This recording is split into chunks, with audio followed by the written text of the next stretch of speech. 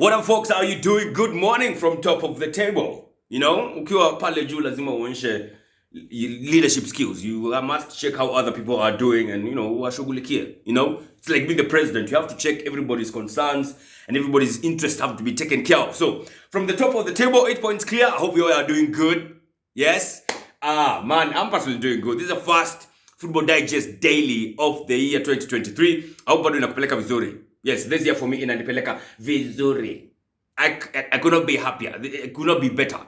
Yes, so of course, Gameweek 20 happened in the Premier League because that's our bread and butter. And what a game week it was, man. Crazy games, a lot of derbies. I think there were actually 4 derbies, if I'm not wrong. There was the North London derby, Manchester derby, London derby between Chelsea and Palace, and the derby between Nottingham Forest and Leicester City. It's called the East Midlands derby. So it was a very interesting game with this one, of course, with heavy repercussions everywhere, especially on top of the table.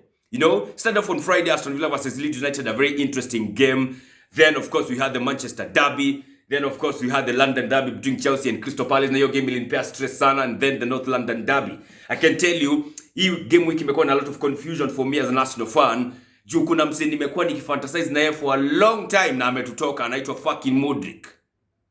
Mudryk is a big ass Judas. I don't even know who's bigger between him and Van Persie. This man, them has been talking for us since God knows when, only for him to go to our rivals, fucking Chelsea. I don't even know who to be mad at for this deal collapsing, man, because we were so freaking close to getting Mudryk to come to Arsenal. We had agreed, we were on the verge of agreeing, having an agreement with Shakhtar Donetsk, and then boom, out of nowhere on Sato, nimechill tu hivi na check up Brighton venye wamepiga Liverpool.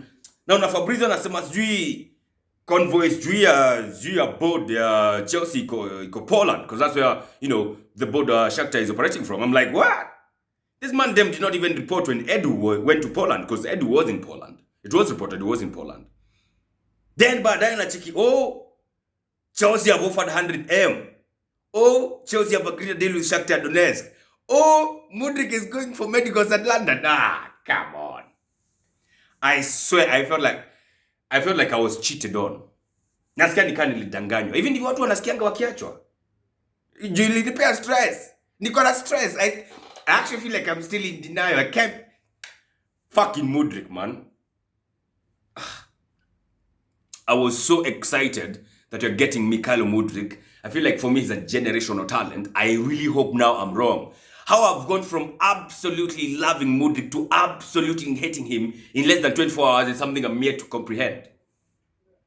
Amenibo mbaya. Now I understand, of course, Chelsea were willing to offer way more than Arsenal were offering. They were willing to offer more money straightforward. No, actually not more money.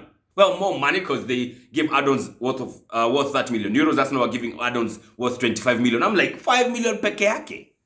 5. Fuck Shakhtar, man. And of course, you all know Shakhtar, they're hard negotiators and everything else. Mudryk, I think, got way much more money in terms of wages from Chelsea than what he was getting from Arsenal. And I was thinking, boss, unataka kukuja Arsenal. It doesn't fucking matter how much you get from Chelsea. You love Arsenal. Or so we thought. I was actually thinking he was twerking for us. Maybe you're actually the ones who are twerking for him. You kitu imeniuma. Mudryk imeniuma, but I don't honestly recall losing a deal and feeling this way. Like, fuck. Anyway, his loss. How Mudryk has chosen to go to a club that is 10th over a club that is on the verge of winning a league. Choosing to overlook playing with likes of Martinelli, Saka, Odegaard, to playing with Sujaki Nanani.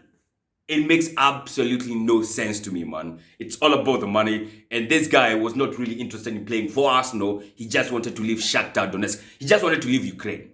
And at that point in time, it just seemed like it's Arsenal who are interested, hence the twerking.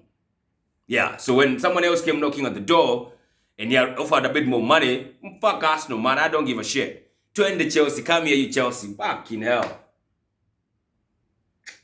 Crazy, man. So Mudryk has gone to Chelsea.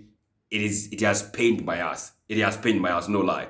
Manchester derby happened on Saturday. I was watching this game at Ivory Lounge because that's where the score and the kickoff were at. We are doing it live on location. What a game that was, man. Game, I can't even call it game of two halves. Manchester United were the better team the first half. And overall, they were the better team because they got the W.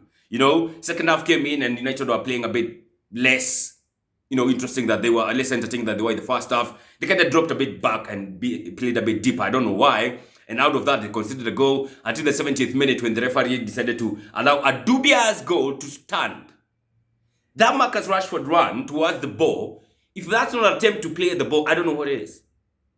If you're offside position, right? If you're on offside position, they say when you interfere the ball, regardless of you touching it, if you interfere with the play and you're in offside position and you score a goal, that goal is not going to stand because you are offside and you are interfering with play. Marcus Rashford, for me, was interfering with play. No lie. I mean, he ran towards the ball. Kwani, as a football player, mtu akikimbilia mpira, anaenda kuiangalia tu kuisalimia. You are running towards it to go fucking play it, and that's what Marcus was doing. Well, that did not matter for the referee of the day. He let the goal stand, and out of that, it's 1-1, and from that on, you are feeling momentum. He may shift kabisa, and it totally shifted. Marcus Rashford made it 2-1, and that dude is on fire. Marcus is on, Marcus toka in the World Cup. Yeah, I think he has got now 9 home games in a row.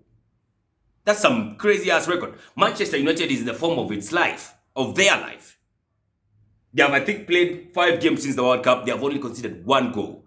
I think they're the most informed team since after the World Cup. And I did not want that momentum. For me, game nilikuwa taka kakienda sana, kukue draw. Hey, Manchester City wako na other ideas. And I'm looking at Manchester, I'm thinking, Manchester City hadi sisi tunaweza wapiga. They cannot stop us. Wako chini bana. Manchester City wako chini. So United won that game 2-1. What a crazy game that was. And then, of course, we had the big game being played. Another big game being played on Sunday. The North London derby, Arsenal versus Spurs. Spurs versus Arsenal, rather. And we are going to Spurs to a place where you have not won since 2014. 8 years. Hatujashinda huko. So I was thinking, man, this is like, ilikuwa inanipea pressure. I was a bit nervous. And don't forget, I was still angry because of Mudryk. Jamaa nilimwona akikuwa unveiled at Stamford Bridge. 100 million euros being unveiled at Stamford Bridge. And there was no freaking reception ya maana. The reception was dead. There was nothing going on over there. Crazy shit, bro. But yeah, we won the game 2-1, 2-0, courtesy of Bukayo Saka and Martin Odegaard, man. I absolutely love a Martin Odegaard who's shooting. That is such a joy to watch, man. What a goal that was. Beautiful goal. 2-0 to Arsenal. Top of the table. 8 points clear. Fuck Spurs. Fuck Mudryk. As in, yo, bring on United. United tunacheza na wao on Sunday. If we beat United, then of course, hii kitu imeenda. Hii kitu imeenda haki ya nani. Tukipiga United, that's it. It's a wrap. And of course, one thing that I do not want is United to win against us because I cannot imagine United doing a double of us in a season that we won the league. Already niko na blemish from Manchester United. They keep telling us, I'm Jay to piga this season. I love what to, I'm not even entertaining those ideas. I'm not entertaining those ideas. So, crazy game week. The other derby I talked about, Nottingham Forest versus Leicester City. Leicester lost that game 2-0. Nottingham Forest played quite well. Brennan Johnson with a brace. And Morgan Gibbs-White. I think it's called Morgan Gibbs-White. Yes, with a brace of assists. So, yeah, they totally deserve that win. So, it's been a crazy one. Of course, elsewhere we had, I think, the Super Cup being played, I think, in, was it Dubai?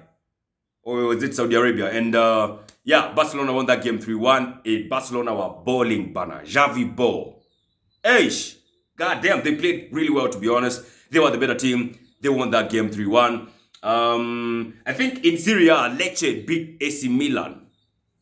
And that was unprecedented, to be honest. If I'm not wrong. Yeah, so that's how the cookie crumbled as far as the Premier League goes. Let's see how it's going to be happening. We have some midweek games happening. We have, of course, Crystal Palace versus Manchester United. I think it's happening on Wednesday, if I'm not wrong. And then on Thursday, we have Manchester City versus Tottenham. Yes, hiyo pia nataka Tottenham. For once, I want Tottenham to do me a favor and beat Manchester City. Yes. Yeah? So that's what's up. I hope you have enjoyed your weekend. Let's get ready for match day 21. And it's going to be as big as it can get. Because you have Arsenal versus the most informed team in the league. And that is Manchester United. Can't wait to see how that one goes.